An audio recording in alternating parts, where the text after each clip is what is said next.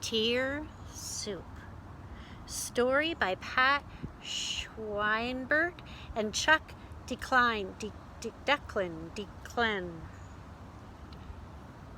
Pat. Illustrated by Taylor Bills. Grandy's recipe for tear soup.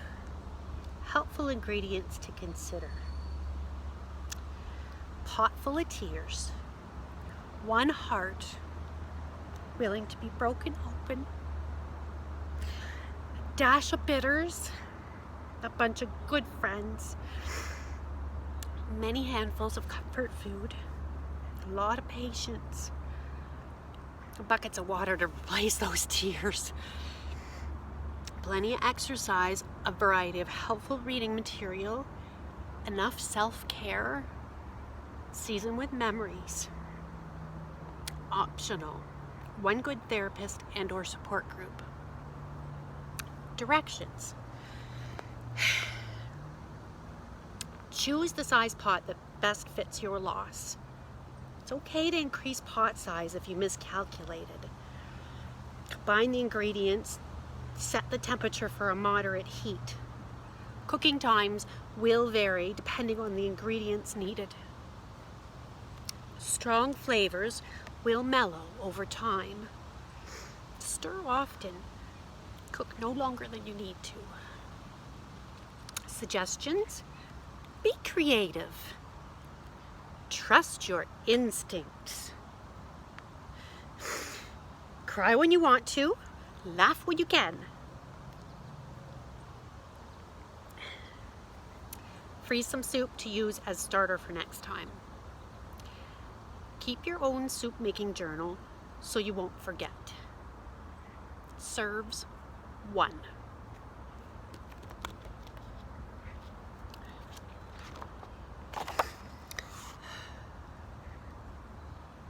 Watch Grief Vancouver in USA.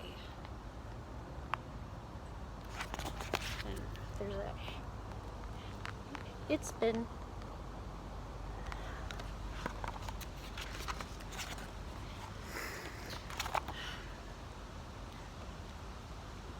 There once was an old and somewhat wise woman who everybody called Grandy. She'd just suffered a big loss in her life. Pops, her husband, suffered the loss, but in his own way. This is the story of how Grandy faced her loss by setting out to make tear soup.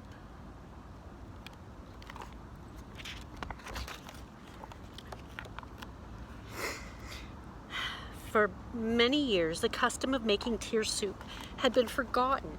As people's lives became more rushed, they found it much easier to pull a can of soup from the shelf and heat it on the stove. But several years ago, Grandy got a taste of a well-seasoned tear soup. One of her friends made it from scratch after her child died. As soon as Grandy tasted the rich flavors of that carefully made soup, she promised herself never again to assume that quicker was better.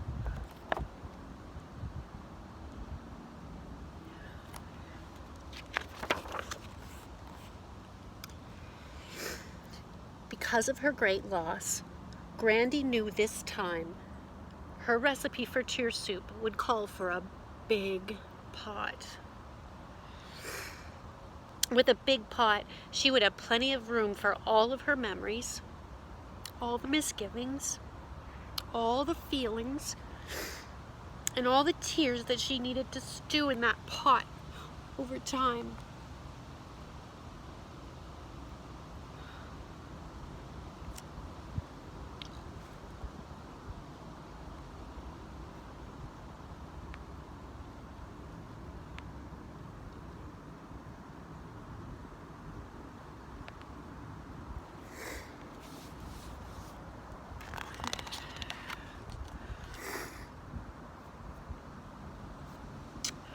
She put on her apron because she knew it would get messy. It seems like grief is never clean. People feel misunderstood, Feelings get hurt, and wrong assumptions are made all over the place. To make matters worse, grief always takes longer to cook than anyone wants it to.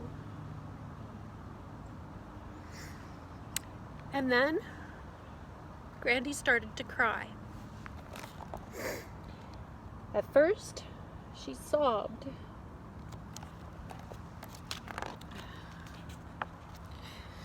Sometimes, she wept quietly. And sometimes, when she was in a safe place where no one could hear her, she even wailed.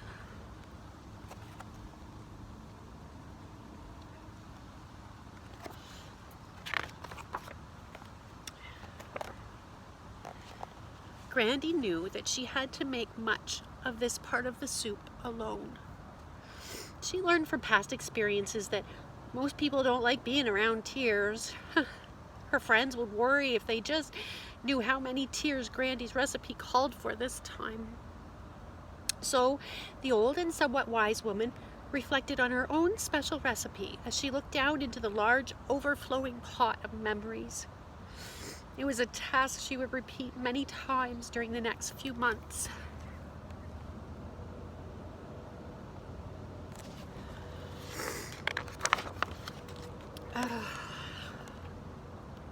Grandy winced when she took a sip of that broth.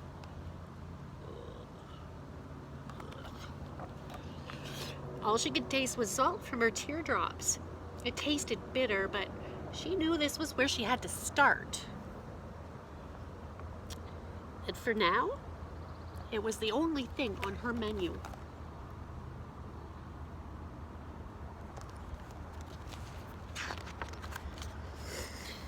There were things that Grandy never wanted to forget. These included the good times, and the bad times, and the silly times, and the sad times. With her arms full of memories, Grandy made many trips to the kitchen. One at a time, she slowly stirred all her precious and not so precious memories into the pot.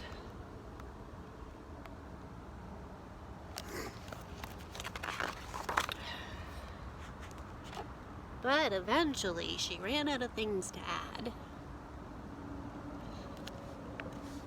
Grandy's arms ached, and she felt stone cold and empty. There were no words that could describe the pain she was feeling. What's more, when she looked out the window, it didn't surprise her to see how the rest of... Oh, it did. It surprised her to see how the rest of the world was going on as usual when her world had stopped.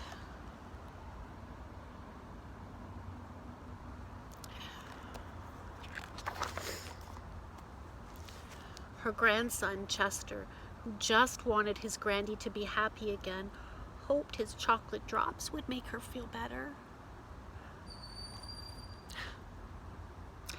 Mrs. Bloomclots, Miss Chadwick, and Mr. Long, all brave yet fearful neighbors, dropped by to see how Grandy was doing.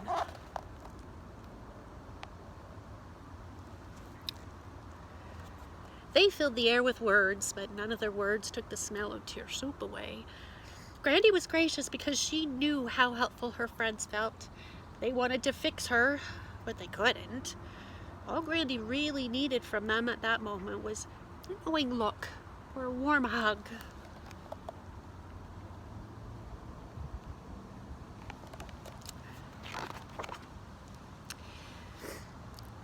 Those were the days when Grandy hungered for a thoughtful ear. Sometimes she would ask total strangers, "Care to join me in a bowl of tear soup?" "No, thanks," most would reply. "I don't have time for tear soup today." Even some of Grandy's friends hurried past her house and pretended not to notice the aroma of tear soup coming through her open door. Grandy found that most people can tolerate only a cup of someone else's tear soup. That giant bowl where Grandy could repeatedly share her sadness in great detail was left for a few willing friends.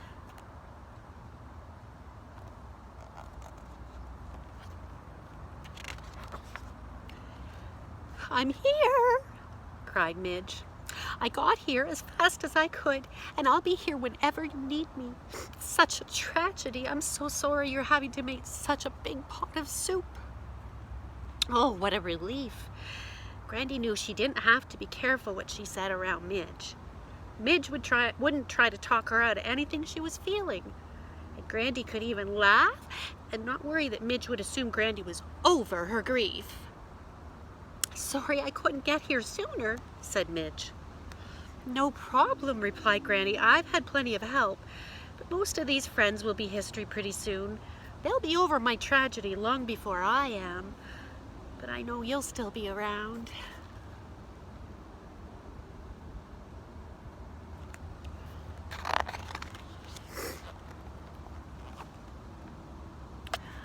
"I don't know what to say, but I know I'll be glad to listen," Midge said tenderly. "Come on, tell me all about it while we make some bread to go along with your soup." These two friends, who had shared 1,000 laughs and just as many tears, pounded at the bread dough together.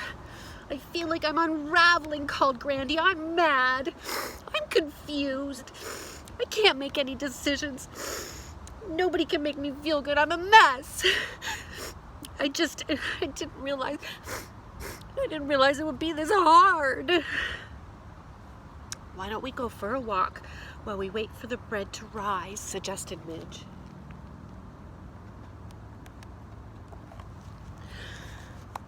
"I know exercise is supposed to help me, but I feel like I have concrete blocks strapped to my legs." "We better not go too far, or you'll have to carry me home," moaned Grandy.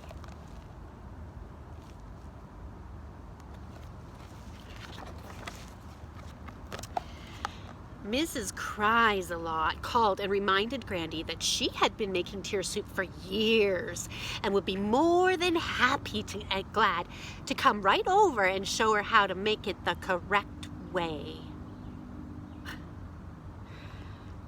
"Thanks, but no," said Grandy. "This pot has my name on it." Grandy knew better than to let Mrs. Cries-a-Lot or anyone else tell her what she should do to get through this terrible loss.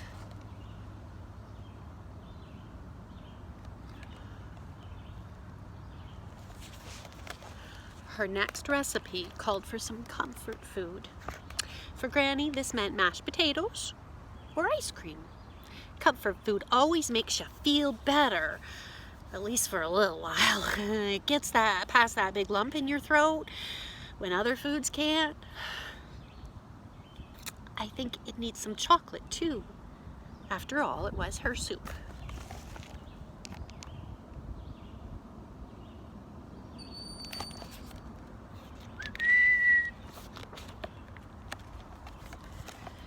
Grandy kept attending worship even though she was mad at God. Sometimes she yelled at God and asked why this happened. Sometimes she demanded to know where God was when she was feeling so alone. Still, Grandy trusted God, but she didn't understand God. She sensed that people believed if she really had faith, she would be spared deep sorrow, anger, and loneliness.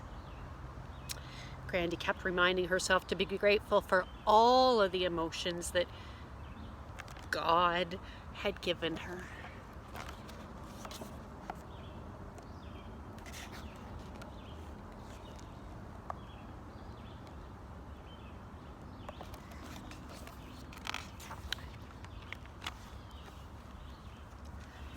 On some afternoons, people would ask questions like, "Is it soup yet?" Or, "How long is it going to take? You've been at this for over a month now. It's time to get out of the kitchen." Grandy fumed at the caller's advice. Do not disturb any further. Grandy looked forward to getting the mail each day. She dreaded the day when no more sympathy cards would come.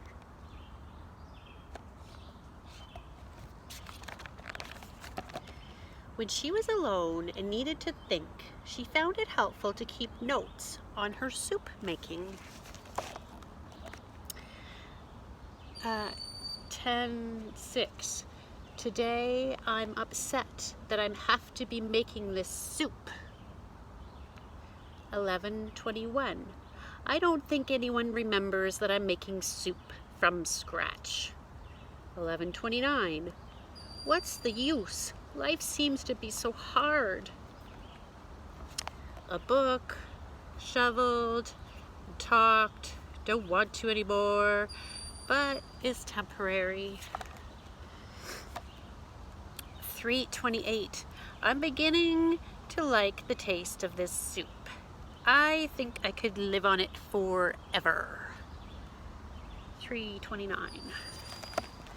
Thank goodness Grandy and Pops had been married for a long time. They already knew that each other's tear soup would be different. Secretly, Grandy kind of wished Pops would put more flavoring in his soup, but he doesn't want to. And he's perfectly content to dine alone and sip his own soup.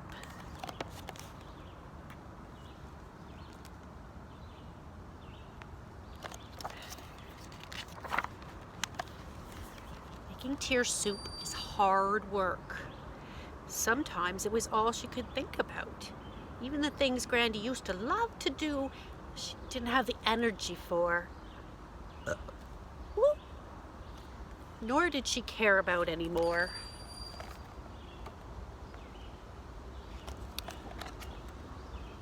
Some of Grandy's friends over the years had tended to their tear soup. Their soup boiled, had not tended to their tear soup. Their soup boiled over and the pot scorched. What a mess. It took a long time to clean up their pots and to start over.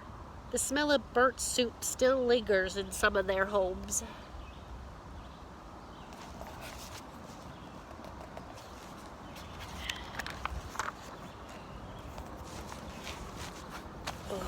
Okay. Grandy knew there were times when she needed to take a break from her soup making. Even though it was hard to do, she forced herself to get away. Grandy heard that a neighbor was having to take her turn in the kitchen. Some people thought that their neighbor was eating too much tear soup. So Grandy, being old and a somewhat wise woman, called and invited her to a special soup gathering where it's not bad manners to cry in your soup or to have second helpings.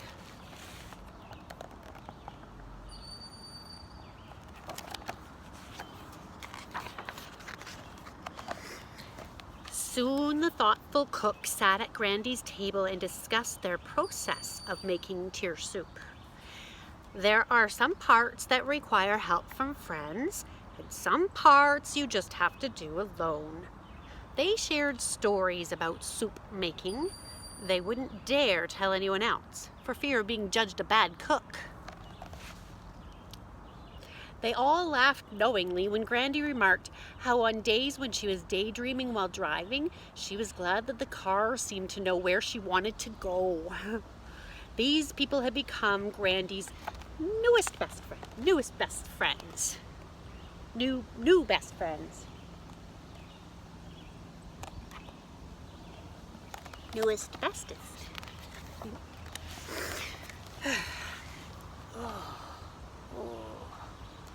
One day, Grandy and Chester were going for a drive.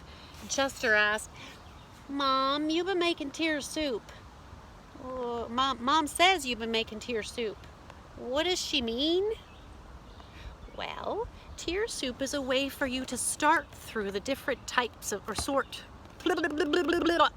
Tear soup is a way for you to sort through the different types of feelings and memories you have when you lose someone or something special. Remember when your baby brother died right before he was born and your mom sat for days holding his blanket and weeping? She was making tear soup.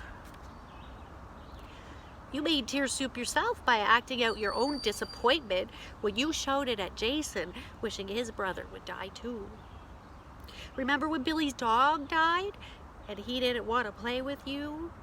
Not feeling like having fun is one of the ingredients of tear soup also. And remember when Aunt Meg got divorced and they had to move? There was a lot of tear soup simmering in that house.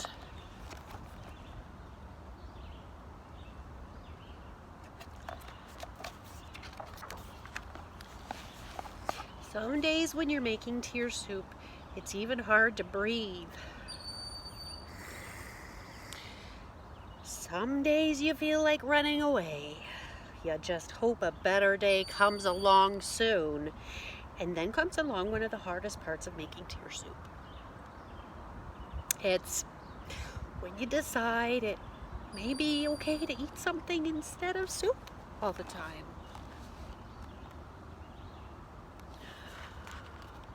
The next morning, as Grandy was cleaning up, Chester asked her if she was done making tear soup. Well, I don't think you're ever actually finished. The hard work of making this batch of soup is almost done, though. I'll put the rest in the freezer and I'll pull it out from time to time and have a little taste.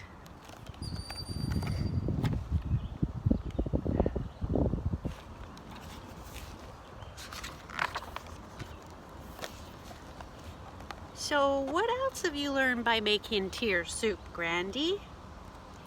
Oh, I've learned that grief, like a pot of soup, changes the longer it simmers and the more things you put in it. I've learned that sometimes people say unkind things, but they really don't mean to hurt you. And most importantly, I've learned that there is something deep within all of us ready to help us survive the things we think we can't survive. Randy, you know so much. What will I do after you die? Don't worry. I'll leave you my recipe for tear soup.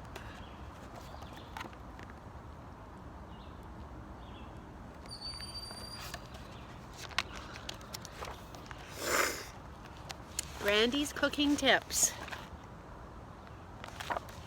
Oh.